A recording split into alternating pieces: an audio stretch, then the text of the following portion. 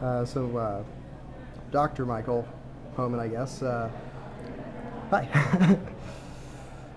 My name is Michael Hoeman. I'm a physician here in Springfield, and I'm running for the 30th Senate District. I've lived in Springfield since 1983. I've been married to my wife Nancy, who's a Springfield native, for 33 years. I have 3 children and have been quite active in the community over the years. I'm presently serving on the Springfield Board of Education. I'm now in my ninth year. Here.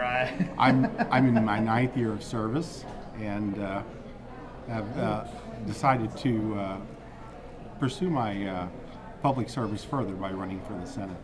What incentivized you to jump into the race?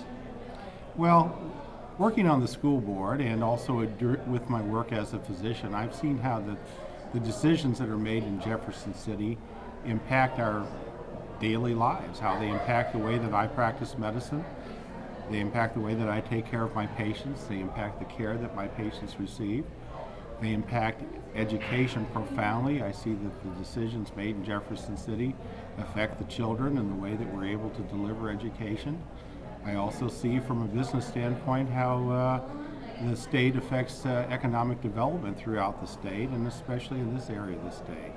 And I feel that I can bring my experiences in healthcare, in education, and my involvement with business and economic development, take those experiences to Jeff City and work for the people of Southwest Missouri. What specialty of medicine do you practice? I practice internal medicine, which is a primary care specialty. What challenges specifically do you see in Springfield in terms of, and I guess more forwardly, what legislative changes do you look forward to backing if elected?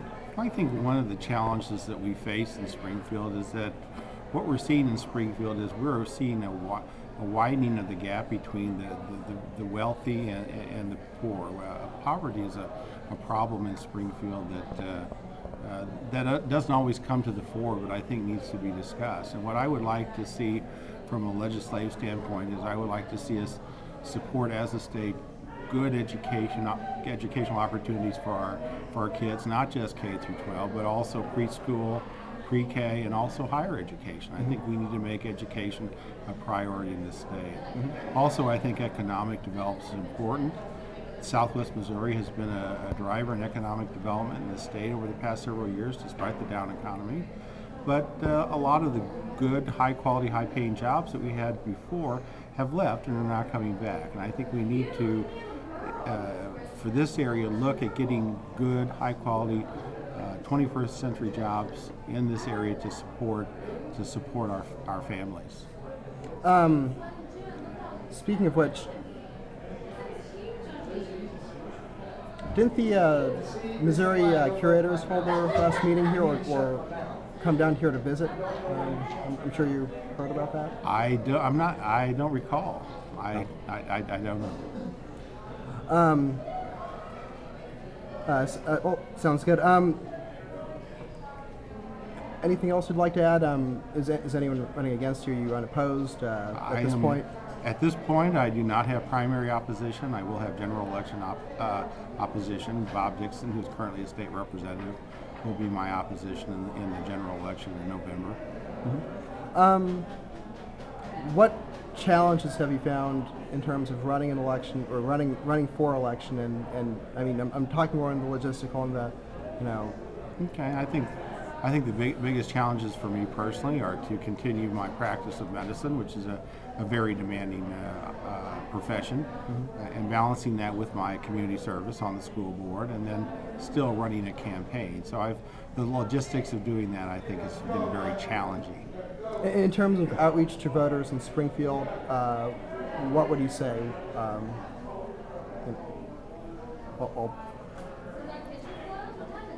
I feel I'm phrasing that badly. I mean to direct the question more towards the youth of Springfield. What would you say to young Democrats in Springfield at Missouri State and more generally in the surrounding area in terms of being active and being incentivized to participate and be activist for the policies and candidates that they support? What I would say to the young people in this area and also across the state is that our educational system in the state is very important. I went through public schools, both elementary, high school, college, medical school, postgraduate training. Public education is very important to me. It afforded me opportunities that that I would not have had otherwise. What I would say to the young people is, we need to work to keep our public education systems intact, keep them strong, keep them viable, keep them excellent, so that young people who are trying to advance their education, to train themselves for their careers, have the same opportunities that I did when I was growing up. And I also think it's important so that not only when will they be able to receive this training here in Missouri, but they will be able to find the jobs here, that we will have the opportunity and the support from the state to develop viable industries and viable job opportunities for our educated young people. Sounds great. Thanks a lot.